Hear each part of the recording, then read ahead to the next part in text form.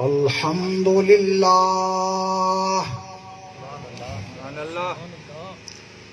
الحمد لله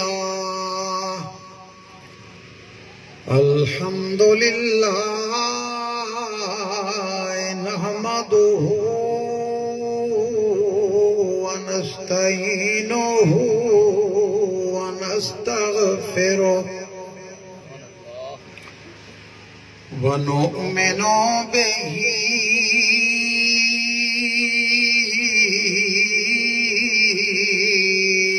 ونتوكل عليه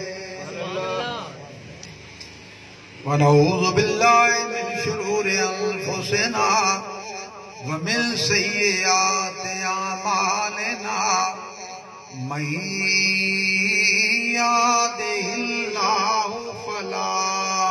مضل له ومن يضلل فلا هادي له سبحان الله ونشهد أن سيدنا وسندنا ونبينا وحبيبنا ووكيلنا وكفيلنا ونذيرنا وبشيرنا ورؤوفنا ورحيمنا وكريمنا ومولانا وملجانا ومأوانا محمدا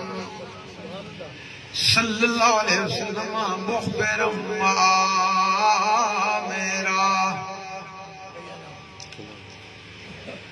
فقال اللہ تبارک وتعالی فی الکلام المجید والفرقان الحمید قل إن كنتم تحبون الله فاتبعوني يحببكم الله ويغفر لكم ذنوبكم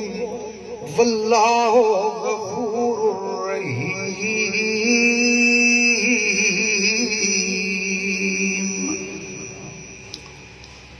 إن الله وملائكته يصلون على النبي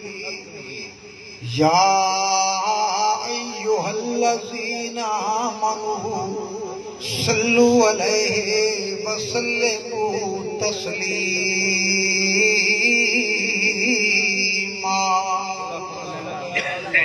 السلام عليك يا سيدي يا رسول الله صلاة والسلام عليك يا سيدي يا حبيب ذکر الله خدا کرے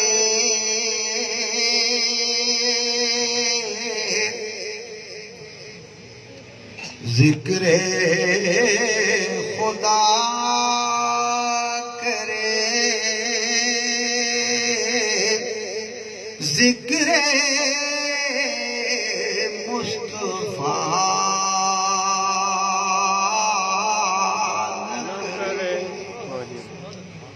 ہمارے منہ میں ہو ایسی زبان خدا نہ کرے ذکر خدا کرے ذکر مصطفیٰ نہ کرے ہمارے منہ میں ہو ایسی زبان خدا نہ کرے فدا قوم ابھی یا رسول اللہ وہ دل ہی کیا تیرے ملنے کی جو دعا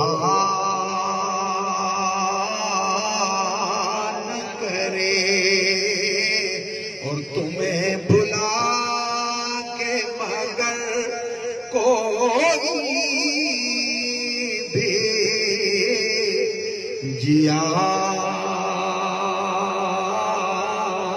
نہ کرے، تمہیں بھلا کے بغیر کوئی بھی جیا نہ کرے، غم فراق سے کوئی بھی مر نہیں جاتا، مگر کسی کو کسی سے خدا جدا۔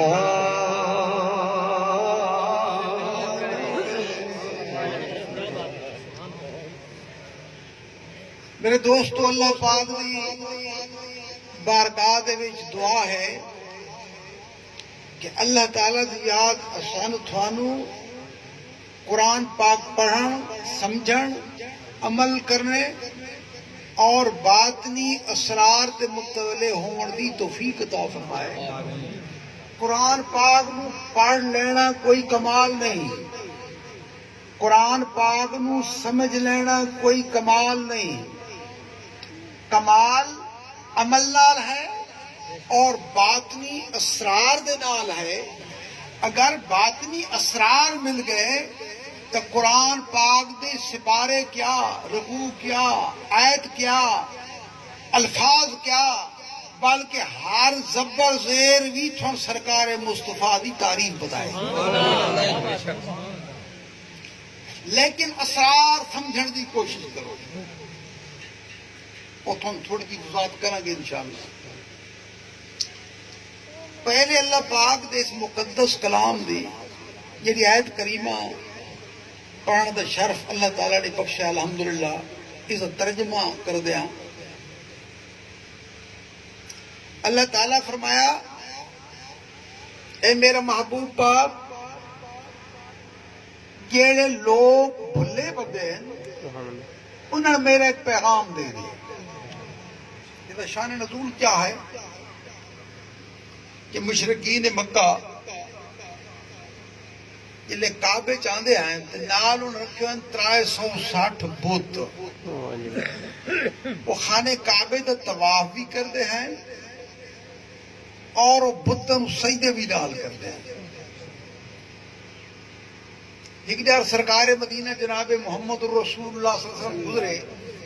تو سرکار فرمایا، تساں کی کر رہے ہو مشرکین مکہ؟